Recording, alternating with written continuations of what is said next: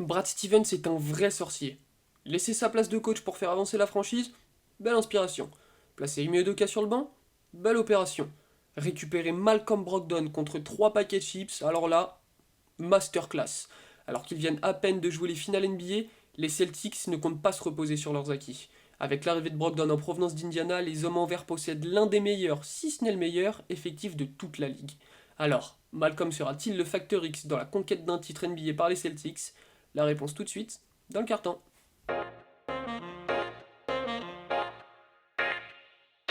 Defended by Simmons. Is this the dagger?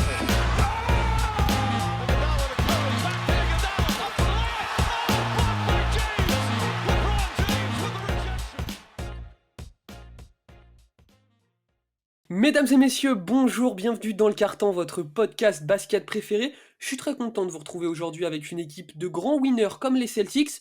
Ce sont un peu mes Russell et Cousy, mes Bird et McHale, mes Pierce et Garnett ou encore mes Brown et Tatum. Benjamin et Teddy nous font l'honneur d'être avec nous. Comment ça va les gars? Ah, ça va Bah, super, écoute. on sait pas qui commencer, tu vois? Ouais, eh ben, écoutez, décidez-vous, décidez-vous. Bon, ça me fait super plaisir de vous retrouver encore aujourd'hui pour parler de NBA.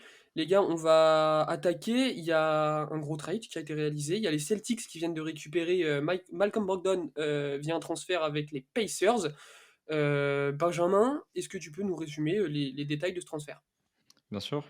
Du coup, les Celtics, eux, reçoivent directement Malcolm Brogdon et en échange, ils envoient pas mal de joueurs et surtout un premier tour de draft.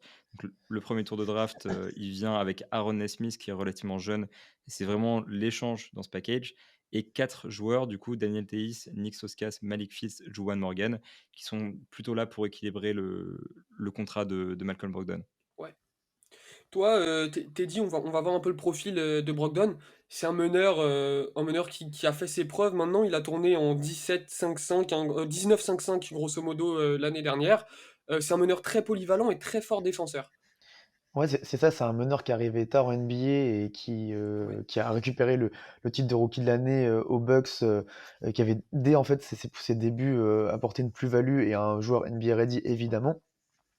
Et quand il a eu un peu plus un rôle un peu plus important aux Pacers, a su montrer qu'il était capable de scorer, de distribuer, enfin en tout cas de mener le jeu et voilà, d'être un bon playmaker, quasi niveau All-Star parfois, mais qui manque. Enfin voilà, après c'est aussi le niveau de l'équipe des Pacers dans laquelle où c'était difficile de faire plus.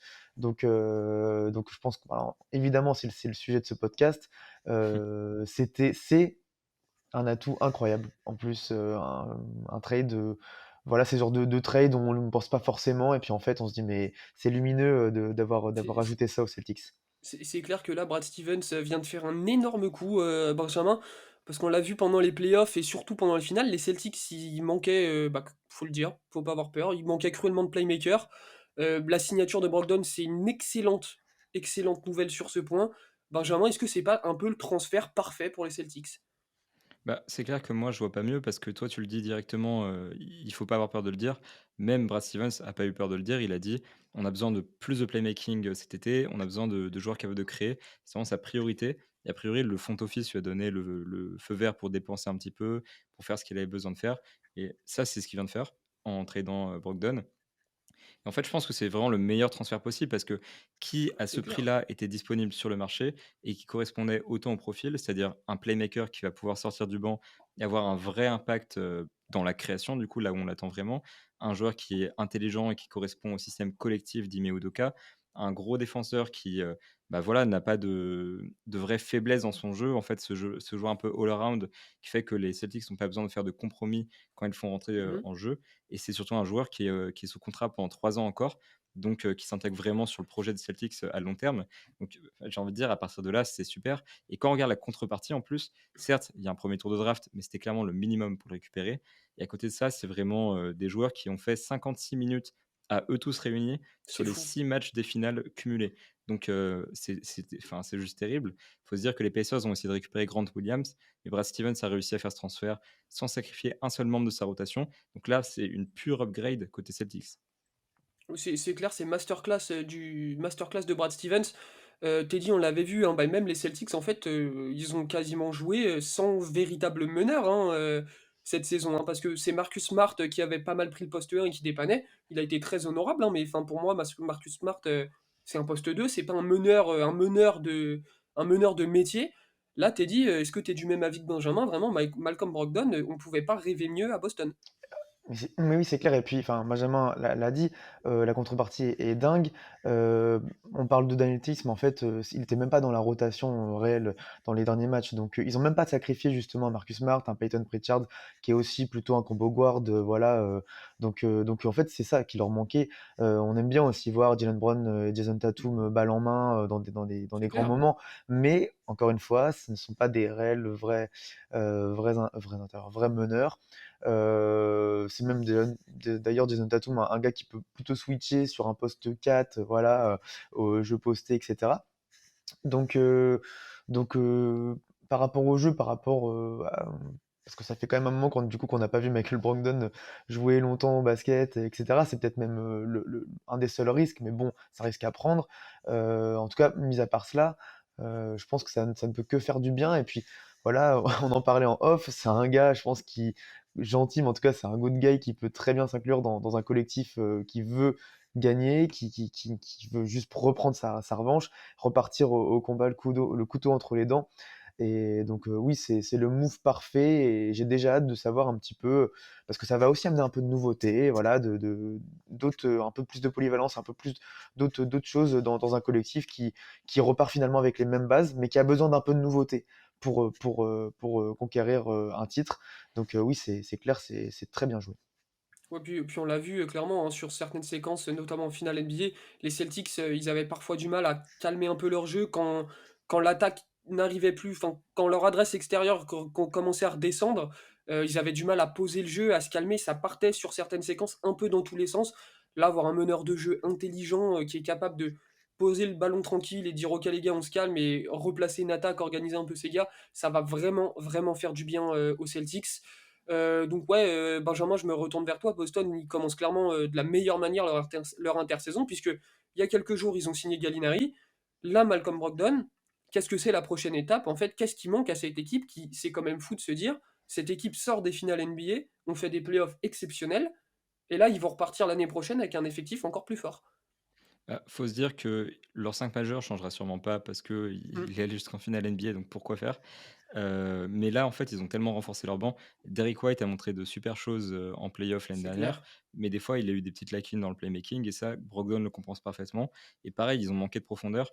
Tous les gars que j'ai mentionnés avant, dans le package, c'était des gars qui étaient dans l'effectif, notamment Daniel Theis qui a pu jouer dans le premier match des finales et puis ensuite plus trop, comme disait Teddy. C'est des gars qui étaient là sur le banc, mais qui pouvaient servir quasiment à rien. Donc leur rotation était très courte. Et là, en l'occurrence, ils viennent de l'allonger de 2 joueurs avec Malcolm Brogdon. Maintenant, Gallinari à l'aile, du coup, qui est vraiment la profondeur dont ils avaient besoin sur le banc. C'est clair. A priori, le prochain objectif, c'est de re-signer Sam Hauser, qui est agent libre. Donc, normalement, c'est un contrat minimum ou proche. De toute façon, ils n'ont plus que ça à donner. Et dans l'idée, je pense que une des dernières étapes, ça va être de rajouter un dernier intérieur, un peu profil vétéran. Ils vont essayer d'aller chercher des vieux joueurs, je pense, qui cherchent à gagner une bague ou peut-être à se Mm, relancer. Je pense à Serge Ibaka, Blake Griffin, ouais. Hassan Whiteside, potentiellement, si une équipe peut bien l'utiliser, c'est peut-être Boston. Et Thomas Bryant, qui est très convoité par les Lakers, mais aussi beaucoup de contenders. Les Celtics, je pense, se positionnent là-dessus. Il faut se dire qu'ils ont une opportunité, c'est celle de leur trade exception de 17 millions de dollars. Donc, ils peuvent envoyer, par exemple, Peyton Pritchard, qui est un petit peu le dernier joueur de la rotation actuellement, avec cette trade exception, pour récupérer un joueur qui vaut 17 millions de dollars la saison. Donc, c'est une possibilité en soi. Ils peuvent encore vraiment upgrade leur roster et ce serait merveilleux pour eux. La question, c'est est-ce qu'ils vont s'en servir? Parce qu'il y a payer la taxe et payer la taxe. Et là, je pense que éventuellement, les propriétaires des Celtics sont une limite. Donc ça, c'est la grande question de l'intersaison. Trade exception, est-ce que ça sert ou pas? Je pense que non. Mais si jamais ça sert, il faut vraiment surveiller Boston parce que des joueurs à 15 millions de dollars qui arrivent dans cet effectif, qui est déjà extrêmement complet, en plus des gars au minimum qu'ils vont trouver en tant que contender, ça peut être potentiellement le meilleur effectif de la ligue, très sincèrement. Ok, t'es dit d'accord avec ça, là, les Celtics, il leur manque juste quelques petites pièces pour avoir un effectif parfait, sans défaut. Bah oui, 100% d'accord avec tout ce qu'a dit Ben, la trade exception évidemment. mais je suis un peu d'accord, j'ai l'impression qu'ils ont même pas besoin de l'utiliser parce que moi j'aime bien en plus, ce Peyton Pritchard, capable voilà de se féfoler, voilà, capable d'arriver et de prendre des shoots, ça rentre, ça fait lever la foule et cetera. Mais bon, ils feront de toute manière ce qu'ils voudront avec ça. Non, j'ai pas grand-chose à ajouter, juste voilà, effectivement, c'est un effectif qui moi ce qui m'étonne, qui encore 6 mois ont douté, est-ce que ça pouvait aller au bout? En tout cas 6 mois, en tout cas encore en fin 2021 et finalement, bah, on garde vraiment les bases solides. C'est ça aussi qu'il faut dire, c'est que dans ce début de free agency où tout part un peu partout, où justement des grosses équipes, veulent être très actives sur le marché. On en a rapidement parlé, mais Danilo Gallinari, encore du shoot, Derrick White, ça garde encore du shoot. Bon voilà, je pense que oui, ce move avec Brogdon qui est aussi capable d'être un bon shooter, c'est génial. Et oui, en intérieur, Ben a dit les pistes, je suis complètement d'accord avec ça, du vétéran, de la gars qui veut le chercher de la bague. En tout cas, pas un gars problématique. C'est tout ce qu'on demande, qui peut bien s'inclure, Ah non, c'est parce que clair.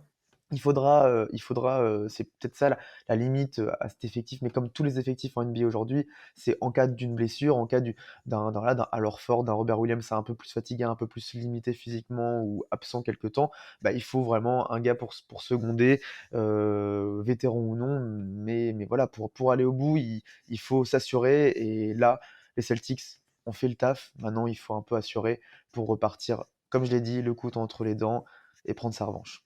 Bon, écoutez, on verra ça la saison prochaine. Moi, déjà, je trouve que c'est super positif ce début d'intersaison des Celtics.